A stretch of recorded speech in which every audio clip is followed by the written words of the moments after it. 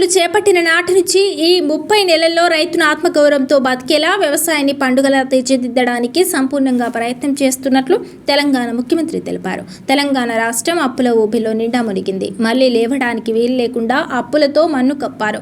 అన్ని రకాల అప్పులను తవ్వితే గుట్టల కొద్దీ బయటపడ్డాయి. అందిన కాడికి చేపతులు తీసుకువచ్చారు అని ప్రతిపక్షాలపై విమర్శలు చేశారు. 9 రోజుల్లోనే 9,000 కోట్ల రూపాయలను రైతు భరోసా కింద చెల్లిస్తాం. నగదు సిద్ధం చేశాం. ఈ ప్రభుత్వం మీది, ప్రజలది. ప్రభుత్వం రైతులది, ఆడబిడ్డలది, నిరుద్యోగులది అని తెలంగాణ సీఎం ప్రకటించారు.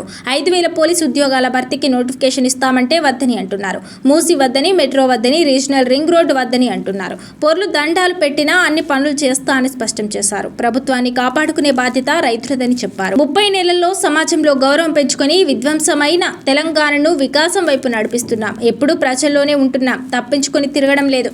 25.35 లక్షల మంది రైతులకు 20,000 కోట్ల రైతు రుణమాఫీ చేశా.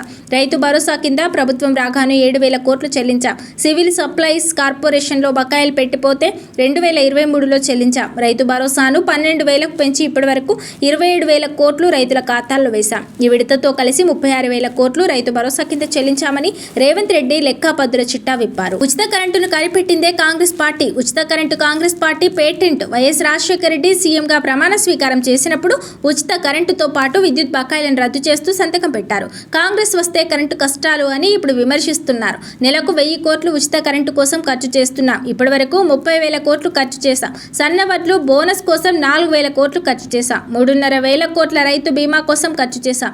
ఇప్పటి వరకు 1,75,000 కోట్లు రైతుల కోసం ఖర్చు చేశాం.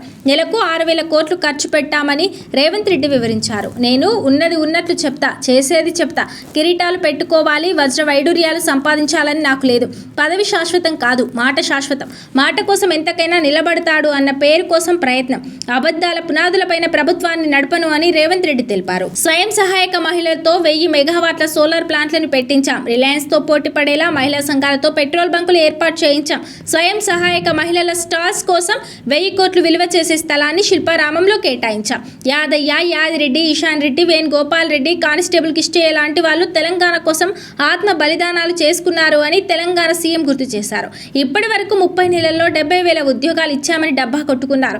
ప్రతి శాఖలో ఉద్యోగాలు భర్తీ చేశాం. మొదటి తారీఖునే జీతాలు ఇస్తున్నామని గొప్పలు చెప్పుకున్నారు. కాలానికి తగ్గట్టుగా రైతులు వ్యవసాయాన్ని మార్చుకోవాలి. ఈసారి వర్షాలు పడవని శాస్త్రవేత్తలు చెబుతున్నారు. వర్షాలను బట్టి పంటలు వేసుకోవాలి. 7 రకాల సన్నవడ్ల విత్తనాలను రైతు వేదికల్లో అందుబాటులో ఉంచాం. డిమాండ్ ఉన్న సన్నవడ్లను వేయాలని రైతులకు చెబుతున్నాం అని సీఎం రేవంత్ రెడ్డి రైతులకు సూచనలు ఇచ్చారు.